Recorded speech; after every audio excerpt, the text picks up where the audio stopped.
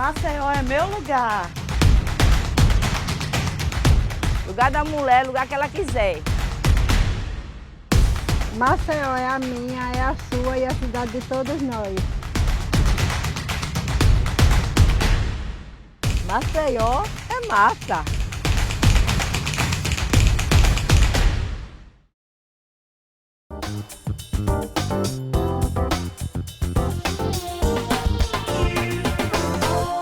Olá, estamos de volta com o programa Cultura em Foco e como vocês já viram, no primeiro bloco é um programa com música instrumental de altíssima qualidade. Eu estou aqui com o Luciano Falcão. Luciano, prazer enorme estar com você aqui, cara. Prazer é meu, Marcos Toledo, pela primeira vez estar aqui e vai ser uma conversa bem legal, né? Luciano, gente, eu conheço já de muito tempo, é meu compadre, né, Luciano, e são mais de 40 anos de amizade, né, para começo de conversa. E já viajamos muito, tocamos muito, né? E vamos falar um pouquinho sobre essas duas situações. O Luciano da primeira parte, que é o Luciano contrabaixista, toca violão, compositor, e agora o Luciano que é gaitista, né, toca harmônica. Vamos começar pelo começo, como diz o outro. A nossa formação, Luciano, foi muito depois do primeiro Rock in Rio, em 85, e a gente fez parte de uma época de grande efervescência musical aqui em Maceió, né? Como é que foi participar desse momento, 85, 86, que tinham muitas bandas, inclusive, aqui em Maceió? Como é que foi para você viver esse momento, cara? Realmente foi um momento bem diferenciado, um momento ímpar para mim, porque a gente foi descobrindo a música daquela forma ali, né? Meio incipiente mesmo, ninguém sabia tocar nada, ninguém tem estudado música, aí foi naquela vibração, naquela vibe do Rock in Rio. Instrumentos precários, né? Péssima qualidade, não tinha importação de instrumentos, né, aqui no Brasil ainda naquela época. E a gente foi mais assim pelo vapor mesmo da emoção, né? E que foi muito bom. Eu acho que para mim até hoje ficou marca mesmo que valeram a pena. Foi uma fase muito boa da minha vida, onde realmente, como você falou, aqui em Maceió teve muitas bandas, né? Surgiram muitas bandas de vários tipos de rock, não só foi um tipo de rock, foi muitas vertentes que apareceram, foram muitas vertentes, e que foi bastante rico, que dos outros anos a gente não percebeu tanto isso, né? Realmente foi uma época muito, muito legal. Muito legal. Luciano, Rock Postal, tu lembra assim? Lembro. A primeira banda Rock Postal, era de New Wave, né? Eu fico rindo assim, porque a gente fica vendo assim, as doidices que a gente fazia quando era adolescente, 17 anos, 16 anos. A gente fazia aquela coisa pelo impulso mesmo, pelo amor, né? Aí foi Rock Postal, que era New Wave, aí depois toquei numa banda chamada Epidemia, que era rock de pesado, thrash né? metal, não era nem... De uma ponta a outra, de uma ponta a outra, tocando contrabaixo também. Aí teve também o Segredo de Estado, né? Já finalzinho dos anos 80, que eu tocava violão, cantava algumas músicas. Isso nos anos 80, né? Assim, até 89, se não me engano. Foram, assim, 4, 5 anos muito vivos, muito intensos, ricos, intensos, muito intensos, né? Teve até o Festival de Rock lá em Jacarecica, né? Atlantic Rock. Atlantic Rock, que foi organizado até por você, né? Isso, pelo Bolívar. Bolívar também, Que foi um festival que eu acho que... Bolívar é o nosso baterista, gente. que marca... acho que tem que ser feito um documentário sobre esse festival, porque foi um festival único aqui em Alagoas, porque foi totalmente independente, foi um festival que teve... Nós montamos um palco lá em Jacarecica, em frente à minha casa, inclusive. Uma rua sem saída. Uma rua sem saída. No final de semana, né? Duas noites, né? E várias bandas, no sábado, várias bandas domingo. E eu lembro que a gente conseguiu pagar a estrutura de som, de luz, vendendo camiseta e refrigerante, cerveja e tal. As banquinhas lá, com comida. Teve até patrocínio de uma grande rádio daqui na época, né? Ela estava fazendo aniversário. Isso. E terminou entrando na onda do Atlantic Rock. Isso foi, se não me engano, em 85, 86. Eu não consigo lembrar, aí, eu não tenho essa memória. Foi mais ou menos nessa época, assim. E foram anos muito legais, assim, porque a galera ia ver a banda tocar música autoral. Naquela Isso. época, as bandas de rock tinham músicas autorais e a galera ia curtir a música da banda. Isso. Isso se reverteu, né? Mudou nos anos 90. Depois a banda tocava mais cover É. e menos Virava música uma grande autoral. banda de baile, né? É, exatamente. E naquela época a galera ia curtir mesmo as bandas. Teve também os festivais que foram organizados pelo Osman. Pelo Osman, Rock S.A. Rock S.A., que teve um primeiro Foi no em Marista. Marista, depois em Arapiraca, Arapiraca, que a gente tocou também, eu toquei lá em Isso, Arapiraca. isso. E foram, assim, momentos muito legais, assim, que...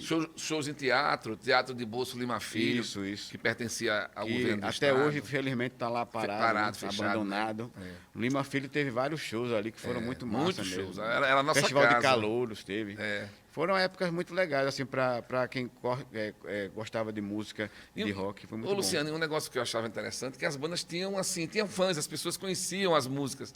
Não tocava em lugar nenhum, assim, em rádio, não tocava em internet, que não existia, streaming. É. Mas as pessoas conheciam de tanto ir a ensaio, de tanto, Exato. né, conhecer a banda. Inclusive, até a questão de gravação de CD, na época não era CD, era LP, né? Sim, Era impossível para a gente essas fazer bandas, isso. né?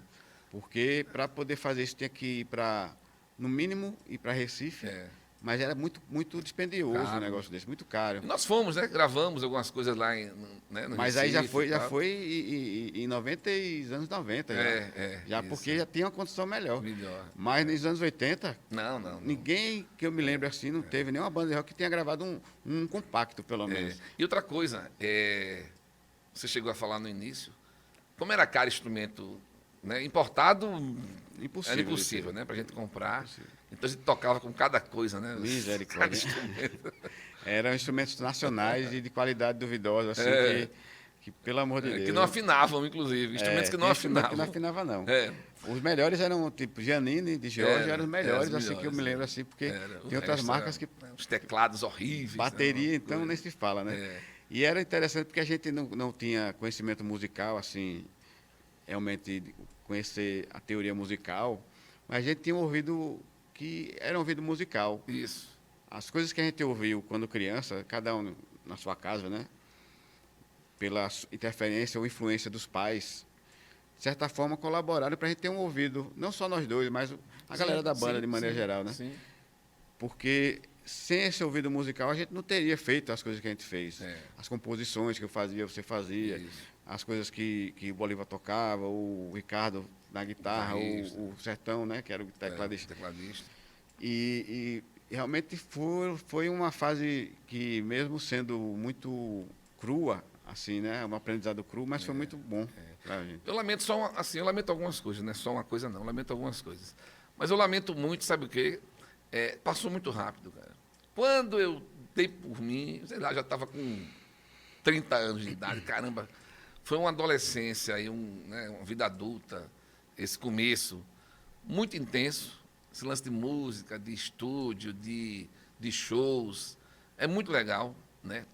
E terminou que passou tão rápido que quando eu dei por mim, caramba, já estou com essa idade assim, de tão legal que foi, né? Às vezes eu fico falando para as pessoas, bicho, eu com 16 anos já estava tocando em cima de palco, então vamos se movimentar aí, vamos fazer coisa, porque é muito legal, é uma área assim, a área de música é uma área muito encantadora.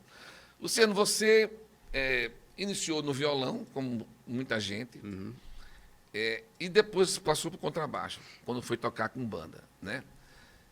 Quando é que você se percebeu compositor?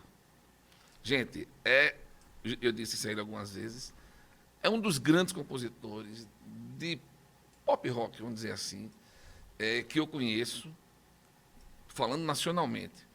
E, assim, Luciana é aquele caso assim, pô, essa música que você fez, se banda tal famosa tocasse, estava tocando milhões de vezes no rádio, né? De vez em quando eu ouvi isso, né? Luciano é um desses exemplos. Quando é que você se percebeu compositor, cara? Bom, primeira vez que alguém faz a pergunta dessa, assim, porque eu nunca, na verdade,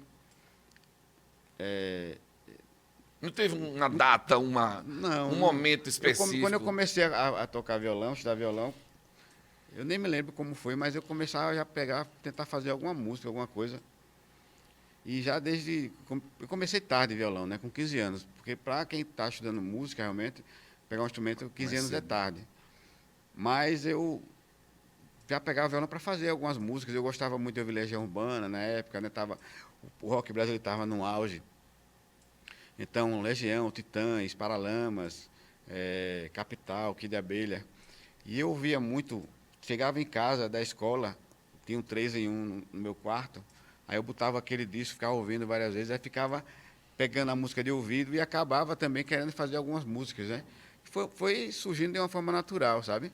Não foi uma coisa assim, realmente não me lembro uma data específica. E é uma coisa que eu gosto muito de fazer. Composição é uma coisa que eu acho muito gratificante. Quando eu termino de compor, dá uma sensação, alegria, uma sensação muito boa, sabe? Verdade. E é uma coisa que não dá para descrever, assim. O Luciano Falcão, ele fez parte de um projeto, que eu também fiz parte, que, a gente falando da dificuldade das bandas locais, mas eu acho que foi o projeto que mais foi adiante e por um detalhe da vida não funcionou, não se concretizou, que foi a banda, a Máfia Nordestina, né? Nós criamos essa banda. Na verdade, era um apanhado de músicos de outras bandas, tal. A gente juntou, fez uma banda só, a Máfia. E era uma banda, tinha um visual diferente da Luciano. Tinha um chapéu de cangaceiro, com uma roupa de mafioso, tal. Chamava muita atenção. E nós fomos ao Rio, né? E fomos a uma gravadora, a convite da gravadora, vale dizer. Putz, e por cabelo de sapo a gente não conseguiu, né, Luciano? Relembra aí um pouquinho esse momento. Foi um momento bem legal e também frustrante, né? Mas a gente foi em 2001, comecinho de 2001 para janeiro, para o Rio de Janeiro. E aí a gente foi para essa gravadora, né? Tava vestido a caráter de roupa de gangster, chapéu de cangaceiro, com sandália showboy, óculos Ray-Ban. Rapidinho, só interrompendo, Luciano. Eu estava em casa, nós mandamos o material via Fagner, que veio fazer um show aqui em Maceió. Entregamos, como entregamos a outras pessoas, e de repente me ligam da gravadora, dizendo que tinham recebido o material do Fagner, tinham gostado e perguntando quando é que vocês vêm ao Rio. E a gente não tinha pensado nunca nisso. Nunca ia ao Rio, né? Fazer show. E até porque também aquela época, anos 90, né? Já era anos 90. Também não era fácil você conseguir passagem aérea. Da gente, né? assim, era complicado. E aí eu disse, olha, não está nada planejado, tal.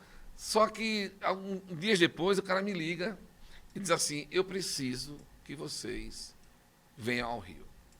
Arrume um jeito e vamos marcar uma reunião aqui na gravadora.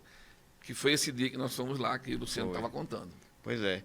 E aí a gente chegou lá, dentro da gravadora, a caráter, né? Vestido a caráter, a gente deixou o carro no Shopping Botafogo, descendo as escadas, e a galera olhava assim e pensava que maluco, né? Bexiga é isso, velho. E aí a gente foi bem recebido pelo pessoal da gravadora, mas aí não teve a resposta no dia, né? O pior foi você ficar naquela vontade e expectativa de saber se ou não, né? Nós ficamos mais de 5 horas de reunião, e todo mundo... foi muito tempo. Né? Todo mundo ia lá falar com a gente. E assim, quando acabou tudo, eu saí de lá achando que a gente tinha sido contratado, né? Mas, dias depois, né? Pois é. A gente estava no treino do Flamengo, não sei se você lembra disso. A gente foi pro treino do Flamengo, você queria tirar uma foto do porque Petkovic, meu filho mais velho é flamenguista. E nós fomos lá. Foi lá na Gávea. E eu liguei pro cara, né, pro produtor lá da gravadora, ele disse, não é agora, mas não desanime, pode ser mais para frente e tal. A questão é que nós saímos de lá praticamente contratados e não rolou, né, Luciano? Não rolou. Mas é assim mesmo, acho que faz parte da história de todo mundo. Mas também foi para mim particularmente, foi uma viagem muito boa, sabe? Conhecemos foi a primeira vez que eu fui para o Rio. Músicos, né, lá no Rio, né? E a primeira vez que eu fui para o Rio de Janeiro, conheci a cidade maravilhosa, realmente ela tem muitas belezas, muitas bonitezas. Isso. E depois a gente foi para Belo Horizonte, depois foi para São Paulo. Para mim foi gratificante. Programa de televisão, programa de rádio. Isso, a gente fez alguns programas também, aproveitou. Foi muito bom. Foi uma fase legal também. Isso. Foi bem produtivo. Olha, no próximo bloco, gente, a gente vai falar com o Luciano sobre a outra fase do Luciano. a outra face do Luciano, que é o Luciano músico instrumental, músico, né, com a gaita. Por que a escolha da gaita, certo? Por que enveredou por esse caminho? Mas isso é depois do intervalo, a gente volta já.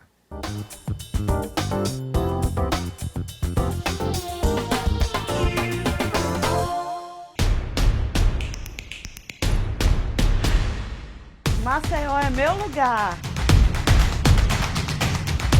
Lugar da mulher, lugar que ela quiser. Maceió é a minha, é a sua e a cidade de todos nós.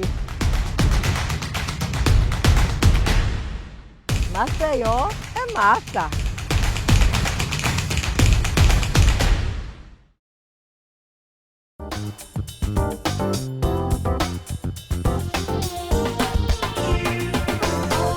Estamos de volta com o programa Cultura em Foco, hoje conversando com Luciano Falcão, músico, gaitista, e aí vamos falar sobre isso, né?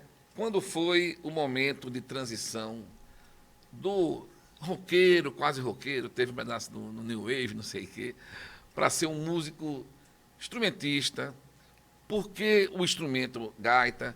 Fala um pouquinho desse momento, Luciano, por favor. Bom, na verdade, quando a gente estava com a banda, lá em 99, eu vi uma matéria sobre gaita do Flávio Guimarães, gaitista do Blues Etílicos, na extinta revista Showbiz, falando da gaita, tipo de gaita e tudo mais. E eu estava meio satisfeito com o contrabaixo na época. Aí eu estava querendo algum outro instrumento. E aí eu procurei aqui em Maceió encontrar uma gaita diatônica, que é a gaita pequena, né? Porque tem a gaita... Existem vários tipos de gaita, mas as mais utilizadas são a diatônica, que é aquela pequenininha, que geralmente é tocada em blues, e a cromática, que eu toquei, né? E aí fui buscar, não consegui encontrar por aqui, consegui comprar uma gaita com uma amiga minha. Compramos uma no Rio, não foi isso? Tu lembra? Foi, mas aí já foi depois de que aconteceu isso aí. E aí eu comprei uma gaita e ainda comprei a gaita errada, porque eu comprei mais pelo preço, que eu não tinha dinheiro para comprar uma gaita legal, né? Aí comprei uma gaita que veio um modelo totalmente diferente, uma Yamaha, nem fabrica mais, ainda tem essa gaita. E aí comecei a procurar pela internet, aqui não tinha professor de gaita, fui buscando na internet, uma internet ainda muito incipiente, né? Não tinha quase nada, fui buscando algumas coisas e fui em casa estudando aos trancos e barrancos a gaita diatônica. Que inclusive fiz umas 2 músicas, eu acho, pela máfia nordestina, botei uma gaita, né? Gaita, é isso. E depois, logo depois, assim, 2000 eu comprei a gaita cromática. Mas esse tempo todo, justamente, teve um momento que, fazendo uma aceleração do tempo, né? Sim. Eu resolvi tocar exclusivamente a gaita cromática, né? Não que eu não toque a diatônica, mas hoje eu estou mais dedicado à gaita cromática.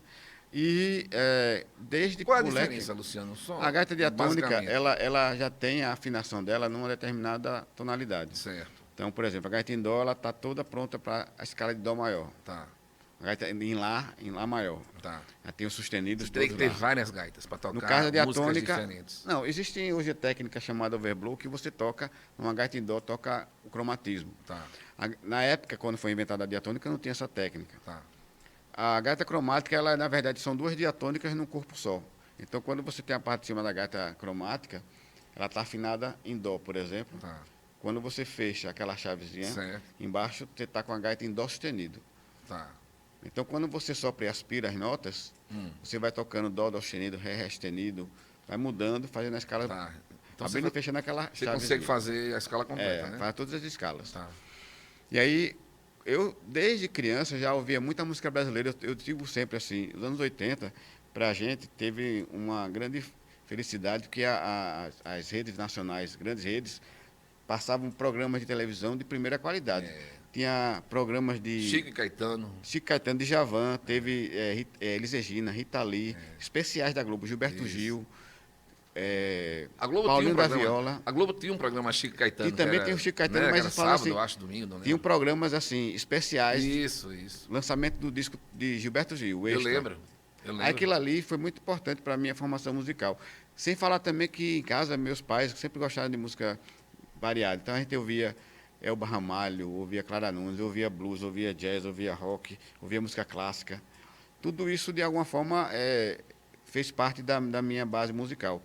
E quando eu fui tocar com a música, com a gaita cromática, eu resolvi procurar mais música brasileira, assim, chorinho, eu sempre gostei, mas nunca tocava chorinho, nunca toquei chorinho.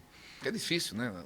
É uma música São que músicas tem, populares, né? Para a época que eram, mas difíceis de tocar. Pois não são fáceis, né? Não são. Inclusive, para eu começar a estudar chorinho foi um pouco difícil, né? Porque justamente como não tinha professor, naquela época que você falou, 2001, né? Que a gente foi para o Rio. Eu fui buscar justamente professores para ter uma aula, pelo menos. Eu lembro que você. Aí encontrei um professor de gaita diatônica que me deu uma aula, mas assim, aquela coisa rápida. Cromática eu não conhecia ninguém lá, eu ficava tateando no escuro mesmo.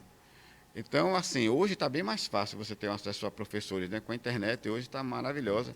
Inclusive o mestrado, quando eu fiz o meu mestrado lá em Recife, agora recentemente, foi sobre o ensino de gaita cromática e de harmônica de maneira geral, pela internet, usando o Skype, usando essas ferramentas assim.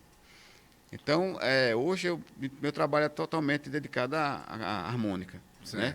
Já fiz 2 CDs, um em 2016 chamado Levando a Vida na Gaita, que foi justamente com músicas minhas e músicas de outras pessoas, mas assim, só para harmônica mesmo.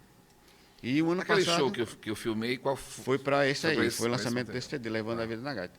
E agora, em 2021, em outubro, eu fiz um lançamento do EP chamado Pina 40, que eu fiz 5 músicas baseadas em cada música em uma obra do acervo da Pinacoteca Universitária da UFAL.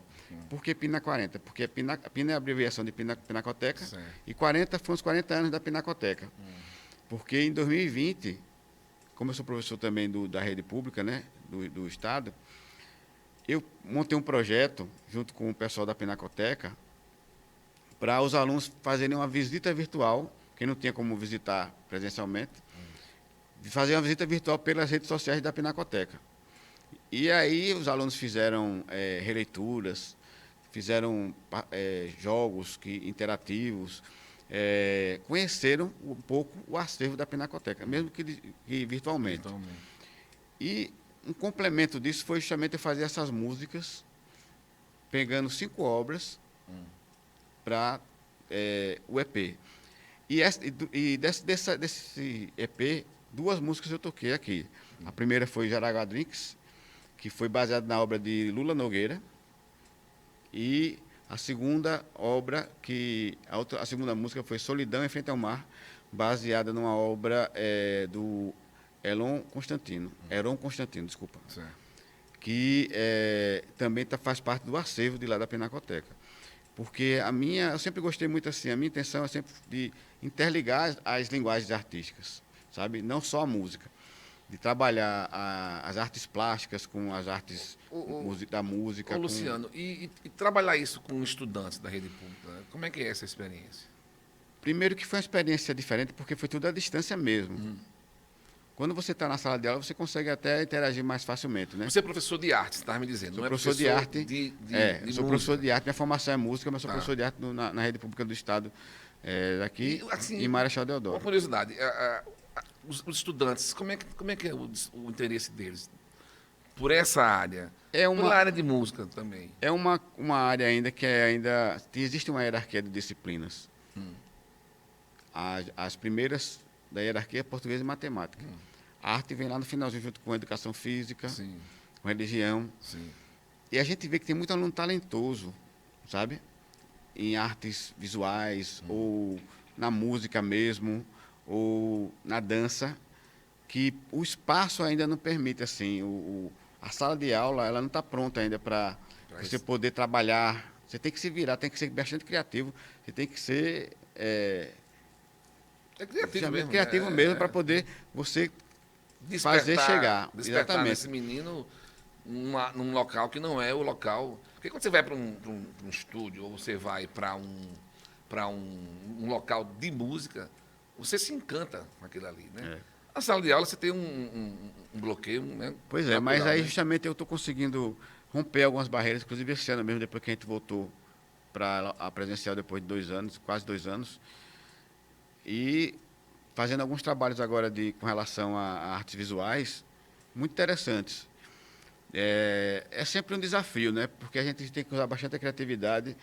Eu procuro não ficar realmente preso só à linguagem musical, apesar de minha formação ser música, mas eu gosto muito da arte de maneira geral. Assim, eu acho que a arte, ela principalmente nessa pandemia, ela foi salvadora de muita gente. E nesse momento nosso do Brasil, necessária demais, né?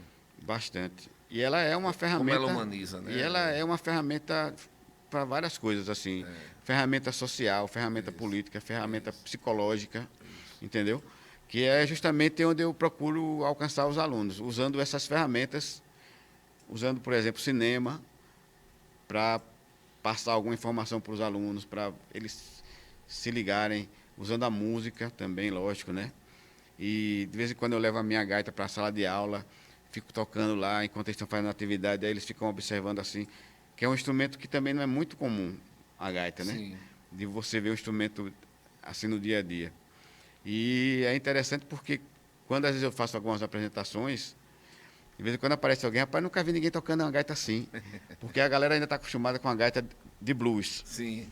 Quando fala gaita, pensa, vai tocar um blues, né? Não, não vou tocar blues, não. Vou tocar chorinho. E o chorinho fica belíssimo na gaita, né? Pois é. E aí a gente vai sempre quebrando umas barreiras, pequenos obstáculos, para alcançar alguma coisa bem mais interessante mais na frente. Joia. Luciano, eu queria agradecer muito a sua presença. Para mim é uma honra toda especial, né? Já falei aqui no programa, meu compadre, companheiro de muitas estradas, muitas viagens, muitos palcos, milhares de ensaios, instrumentos ruins, cabo quebrados, barulho, chiadeira, discussões, né? Porque você juntar 5 para pensar um projeto não é fácil. Pois é. E assim, eu continuo um admirador desde aquela época, quando você compunha muito bem. E hoje, como músico, entendeu? Vejo nas entrevistas, nas reportagens, você tocando em eventos, festivais. E eu acho muito legal. E, enfim, queria agradecer muito a sua presença. Eu que agradeço esse espaço aqui. Fiquei muito feliz de ser convidado, não esperava mesmo, né?